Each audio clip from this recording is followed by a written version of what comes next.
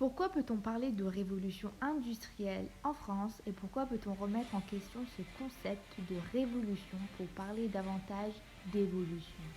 L'industrialisation, c'est quoi? C'est un processus de transformation économique marqué par le développement des activités industrielles qui deviennent le principal facteur de la croissance économique.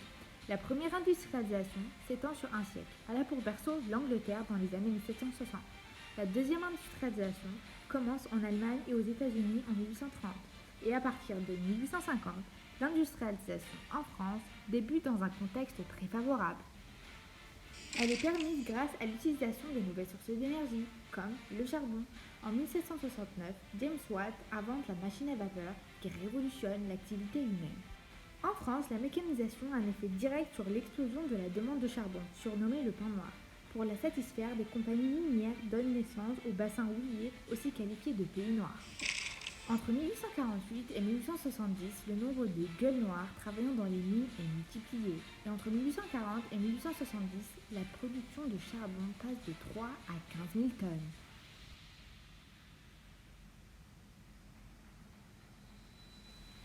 L'industrie est rythmée par des innovations techniques qui permettent de mécaniser la production dans tous les domaines.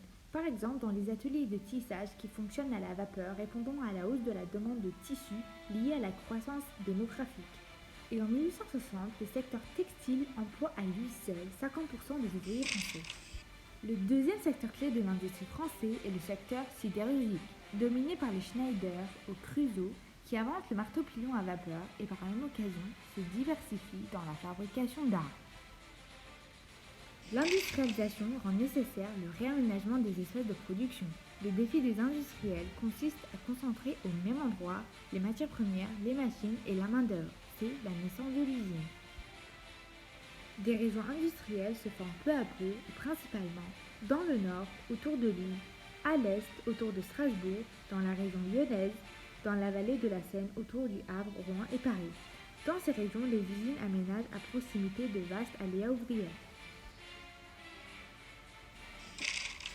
La question ouvrière devient un enjeu central sous le Second Empire. Napoléon III, influencé par les idées du saint-simonisme, va faire plusieurs gestes en faveur de la classe ouvrière. Il dépénalise la grève et en 1864, la loi Olivier va autoriser les regroupements. Certains ruraux choisissent de quitter définitivement la campagne pour aller travailler dans les usines en ville.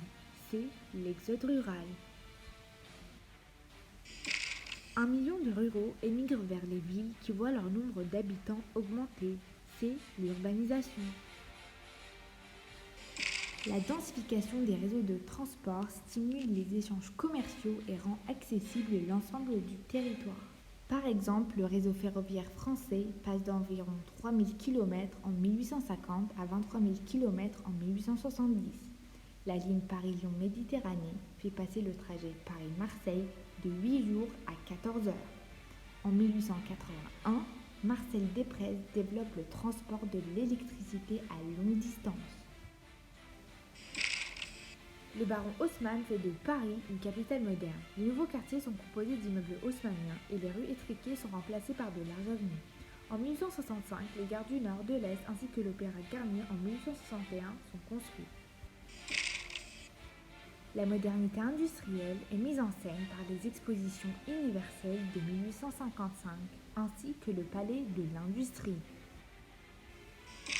L'évolution industrielle en France. J'espère que ça vous a plu et que c'est bien rentré dans votre tête. Bye!